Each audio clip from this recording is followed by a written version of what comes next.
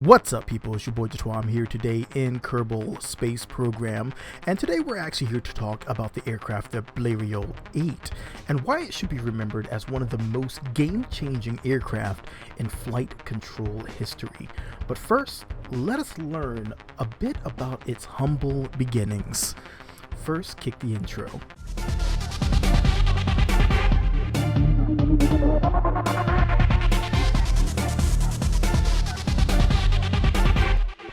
The Bleriot was a craft built by Louis Bleriot, a French aviator, engineer, and inventor.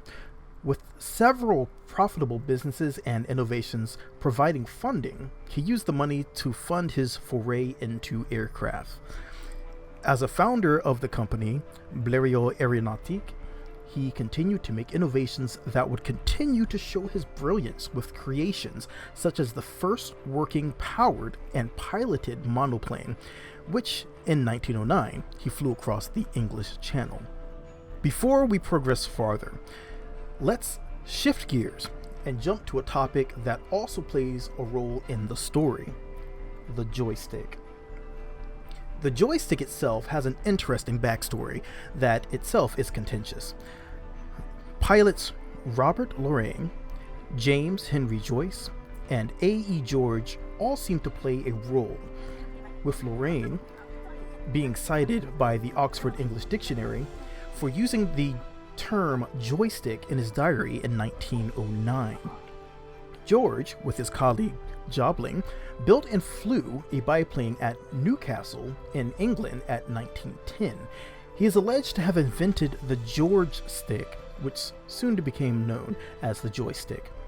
Now, some others believe a Missouri pilot and innovator, James Henry Joyce, created the joystick, thus naming it the Joyce stick, or joystick as it came to be. While these were mechanical joysticks, not the 1926 electronic joystick created by U.S. inventor C.B. Myrick, they indeed changed the history of piloting an aircraft. But how do these two tie together? The Bleriot VIII was the first aircraft with what would soon to be known as, to modern aircraft, the joystick and foot rudders to control the aircraft. Some designers previously had used the joystick, but not the combination of the joystick and foot rudders used to controlling the aircraft. This design stuck through the years and is still majorly in use to the day. The Bleriot VIII specs are: the crew is one pilot, the length is 7.5 meters or 24 feet 7 inches, the wingspan is 8.5 meters or 27 feet and 11 inches, the wing area is 22 meters squared, and that would come out to 237 feet squared. There were several modifications to the plane: the 8 bis and the 8 tur, and with these variants, Bleriot achieved an altitude of 200 meters or 660 feet, and on August 21st, he flew 7 kilometers or 4.3 miles, and in later flights, he managed to go 14 kilometers or 8.7 miles, cross-country from Torre to Artenay and back. So, as you fly in Kerbal space program and take to the skies, the moon, and other planets, turn on the transparency and look at the command seat and its controls. They all have their humble beginnings way back in the days of early flight, where not all controls were so simplistic. A time where a few minutes of flight was an eternity behind the joystick. So this is my favorite part of the video, is taking these old aircrafts, these parts of history, and taking them out for a flight.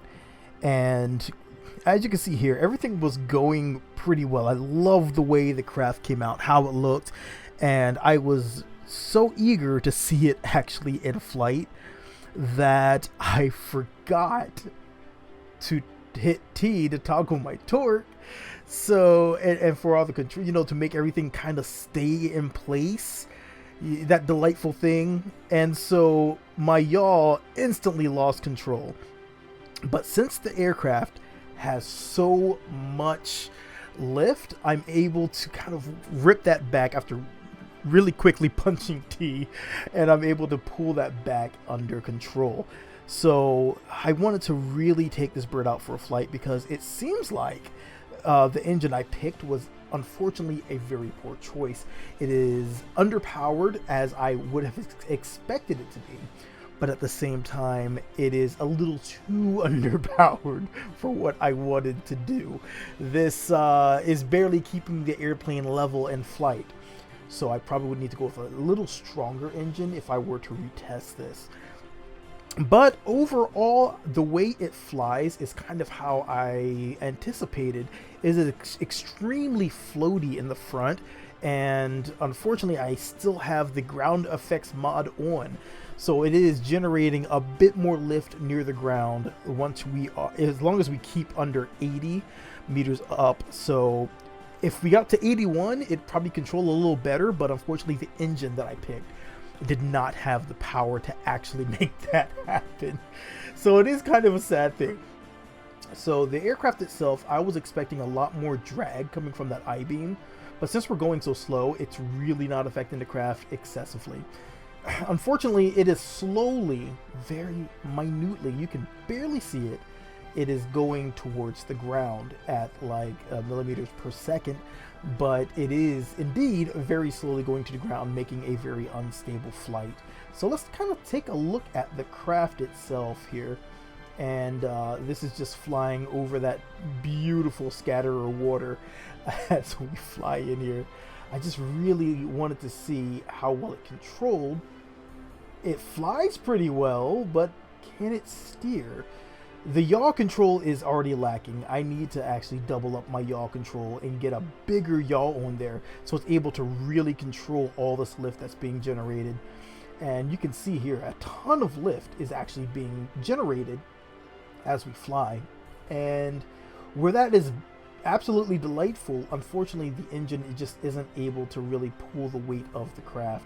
So we would need to go back and actually get these few things corrected and see how much better it's going to fly. Right there you can kind of see I tried to kind of pull it up with my the momentum I had going down, and it really just bleeds away your forward velocity so quickly and gives you very little horizontal velocity. So decided to take it on back, slap a slightly stronger engine on there, and see what it is able to really do.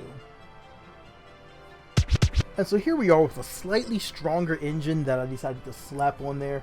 And I also doubled up my yaw control, which you can see in the back, and this flies beautifully. This is exactly how I expected it more or less to fly. Like I said, we don't have an engine that really mimics the power that they had in the power plant back then, but we do have the slightly more powerful engine that will keep this craft just barely in the air. And mind you, we're going slightly faster than the actual craft would have been going, but that is neither here nor there. Our bird's in the air and we are flying. I have a pretty good representation of the craft, so let's test out some of the maneuverabilities in there, and I felt it was adequate enough to fly. And as Bleriot would have done in the past, I decided to try to take it towards the island and just to see how the stability would hold up. And of course, I'm over that 80 meter up altitude, so I was able to actually stabilize the aircraft out a lot and really see how it would work without the ground effect mod affecting it. And yeah, it flies really stable. It's remarkably stable. But unfortunately, you can't really see the joystick controls in there that I was talking about earlier. But if you are in Kerbal Space Program, I'm pretty sure you already know the controls. Or if you're into aerospace at all, you are familiar with the joystick controls. But nonetheless, this aircraft is a bunch of fun to fly. And it is a delight to actually jump into an aircraft that is literally slow and steady. And you can see right here, the lift is absolutely beautiful, and we have just enough power to keep this bird going. and to a positive altitude, so that is also fantastic.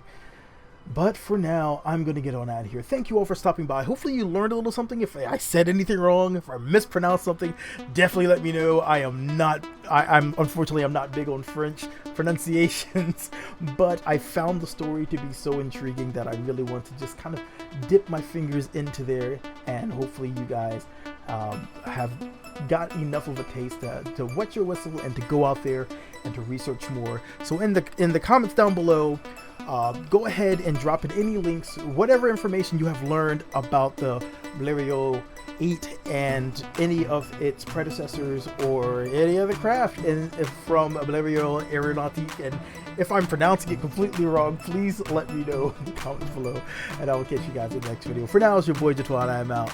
Peace. I totally can't pronounce it.